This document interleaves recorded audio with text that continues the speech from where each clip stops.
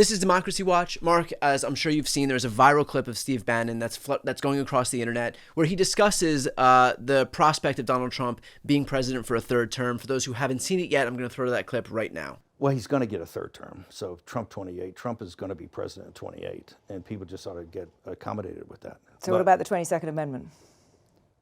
There's many different alternatives. At the appropriate time, we'll lay out what the plan is. But there's a plan, and President Trump will be the president in 28. We had longer odds in 16 and longer odds in 24 than we got in 28. And President Trump will be the president of the United States, and the country needs him to be president of the United States. We have to finish what we started.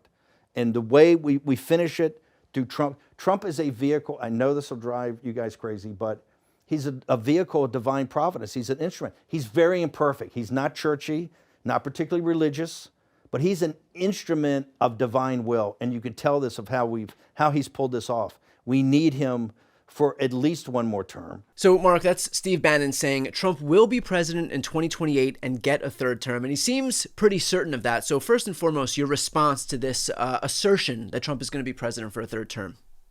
So I have no doubt that Steve Bannon believes this. I have no doubt that Donald Trump believes this, and it's about time that everyone wake up and realize that this is what we're up against. This is what the authoritarians are doing in the White House as they literally bulldoze the East Wing. This is what the authoritarians are up to as they literally are disappearing people off the city streets, as they are deploying the military now, as they are most recently announced they're going to deploy Department of Justice, quote unquote, observers in California and New Jersey. So my reaction is obviously this is unconstitutional, but that's not the point. The point is this is what we are up against, and it is important that we all steel ourselves for the battles ahead.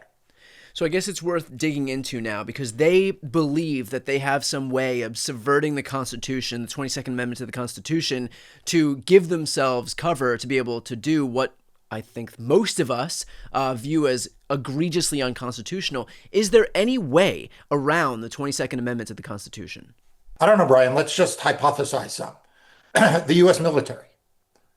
Maybe inciting a riot and sending your supporters to ransack the nation's capital. Maybe using bulldozers to bulldoze over parts of the White House. Maybe telling your top generals to shoot protesters while holding a Bible upside down, right? I mean, like, they haven't found some constitutional way to do this. They're not even looking for a constitutional way to do this. They are going to dress up what is a fundamentally dictatorial act, what is an obviously unconstitutional act. They are going to dress it up in some sort of populist rhetoric, in some sort of obfuscated message. And they are going to marry that message, that obfuscation, with force. And that force may take the form of official use of force. It may take the form of paramilitary force. It may take the form of vigilante force. And it may only be the threat of that is necessary. But we've seen this playbook before, Brian. You know, January 6, 2021 was a use of force to try to hold power. And, you know, I hope everyone has learned their lesson from that. I think you're absolutely right in that we only hurt ourselves by assuming that the Trump administration is or has ever acted in good faith or in accordance with the law. Like us consistently and constantly deferring back to like, well, what does the Constitution say? As if that's going to be some self-executing barrier against Trump's overreach. Is it like we need to disabuse ourselves of this notion that the Trump administration is in any way looking at the Constitution, because they haven't. I mean, if you look at, for example, one of the most recent stories was Trump's desire to take $230 million from DOJ, basically to pluck it out of the U.S. Treasury because he views himself as being harmed by rightful prosecutions at the hands of the DOJ during the Biden administration for when he tried to subvert the 2020 election, steal classified documents. And so now he's decided that he's entitled to $230 million. That is in direct violation of the Emoluments Clause. The Emoluments Clause says that you can't get $1 over your compensation for being president. Far from $1 over being president, he's looking to take $230 million. That is in blatant direct violation of the Emoluments Clause. But but it's happening. And so like the problem for us is thinking that, okay, don't worry, the Constitution is just there as some like self-executing barrier, and where it's metaphysically impossible for him to do anything in opposition, in defiance of the Constitution, when the reality is that the Constitution is only as strong as everyone's collective willingness to uphold it. And when we have Republicans who have shown that they're not willing to uphold it because they would rather be blindly deferential to Trump, then it goes to show that the Constitution isn't some major bulwark against Trump's overreach. And in fact, Trump will continue to do that overreach while Democrats continue to say, oh, don't worry, the Constitution's got us. We're going to be good in the end. Yeah, you're absolutely right. The reason why I answered it the way I did, which is about brute force rather than in a more lawyerly way. I mean, after all, I'm a lawyer. I'm a constitutional lawyer.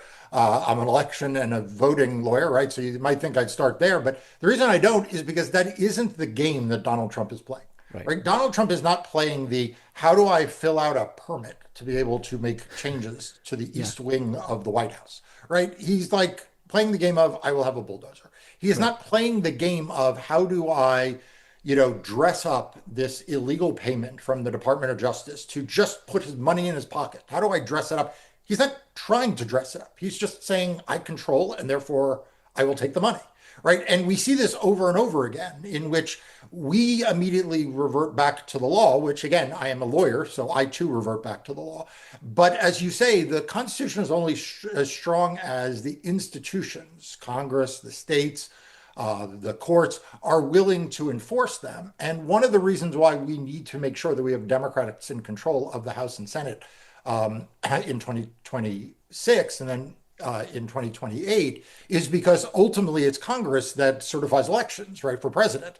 And the difference between having Republicans and Democrats is the difference between the Republicans saying we don't care about the Constitution or Democrats are. Now, look, there'll be a lot of legal challenges to him being on the ballot, right? Him being able to even be on the ballot if he's in violation of the Constitution. But let's be clear, when that was tried before, with under the 14th Amendment and the insurrection clause, the Supreme Court basically stripped the states of the power to interpret the Constitution as a barrier to entry to be on the ballot. And so you can already see the gamesmanship that's going to go on there. And it doesn't mean that we're not going to fight it. It doesn't mean that we may not even win in court. But if you ask me what Steve Bannon thinks that he will be able to just blow through, and through simply ignoring and bulldozing and popular threat and uprising and insurrection, that he'll be able to get there. And we just need to not over-intellectualize what the other side is up to. So to that end, I guess the next question is for folks who see the way in which Republicans are comporting themselves and how they've kind of ripped up the rule book and just decide if we want to go for a third term, then the only barrier to us going for a third term is our own unwillingness to just bulldoze through.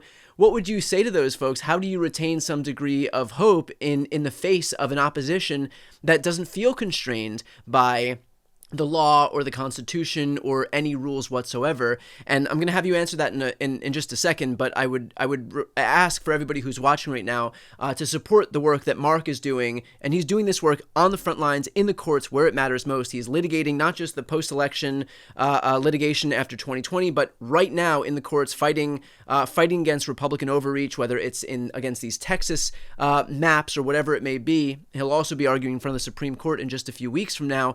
The best way to support him is to sign up for Democracy Docket, which I'm going to put the link right here on the screen and also in the post description of this video.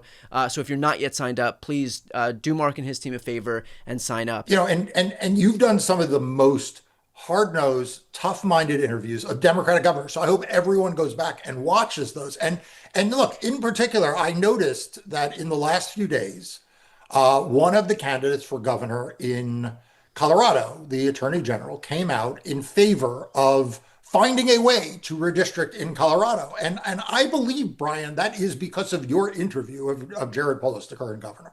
I mean, you interviewed him and made it abundantly clear, as I have said before, that Colorado needs to be part of the solution. And I don't want to mischaracterize the interview or the governor, but I think the governor basically fought you on it and said no, he wasn't going to. And you didn't give up. You kept pushing on this. And I think we are seeing the fruits of that, in that we now have one of the major candidates for governor in Colorado saying he's going to take a different position.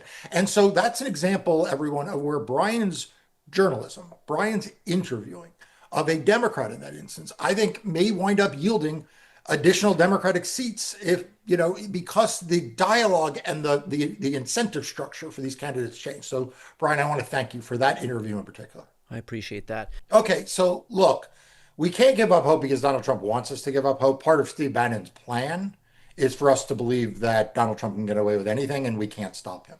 And so we always need to have hope. We always need to have optimism. But that stems from courage.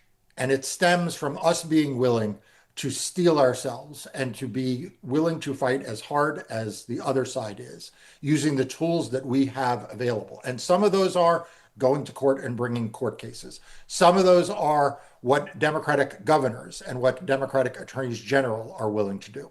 Some of those are what ordinary citizens are willing to do in turning out en masse like we saw them do at the No Kings rally, right? There's going to be a role for all of us in that. But a big part of it, and this ties to, frankly, probably the topic that you and I discuss more, both in this series right now and also just when you and I catch up with one another, which is redistricting, right? What's going on in redistricting is essentially a microcosm of this, which is that Donald Trump just said, I don't care what the norms are. I don't care what the usual is. I'm going to force Republican states to adopt maps, in the case of Texas, that the legislators hadn't even seen. They had been drawn by a map drawer in Washington, D.C., approved by the White House, and sent to the state of Texas. And that is replicating itself now in Missouri and in North Carolina. They've already moved forward. My law firm and I were suing those states, but we're going to see that roll forward in other states. And there are states where we're watching Democratic governors and Democratic elected officials say, you know what, we're not going to focus on the obstacles for us. We're going to focus on the solutions to that, right? So Gavin Newsom looked out and said, I have this nonpartisan redistricting commission. And he could have just said, there is therefore nothing I can do. Instead, he too grabbed a bulldozer and a key and turned it and said, you know what, I will find a way through sheer political will. And that has now turned into a grassroots movement that is going to, in my opinion, pass. I hope everyone in California makes sure to vote on November 4th for Prop 50. But that's the kind of action that we need to be seeing Democrats take throughout the country around redistricting. You have been a leader on that. Your interviews have been unbelievably tough-minded and single-minded with Democratic governors. You have not yielded an inch. Anyone who wants to know what independent journalism is, watch his videos interviewing Democratic governors. He is as hard on them on this question of redistricting, or as tough-minded about this question of redistricting as anyone. So make sure you are subscribed to this channel and watch those videos in particular. But Brian, that's the mindset and the attitude we're going to need to have on everything going forward. And I should note, for folks who are watching right now, we're also going to be discussing a major move that's happening in Virginia, a surprise move that's happening in Virginia on the map front. So if you're not yet subscribed to this channel, that's going to be our next Democracy Watch video. So go ahead and hit the subscribe button. And of course, as I mentioned before, a small step that we can all take to support the invaluable work that Marc is doing, not just in the media front, but in the courts, again, on the front lines. You can please sign up for Democracy Docket. That's the news outlet Marc founded to focus on everything voting and elections. So that link is right here on the screen and also in the post description as well. I'm Brian Tyler Cohen. I'm Marc Elias. This is Democracy Watch.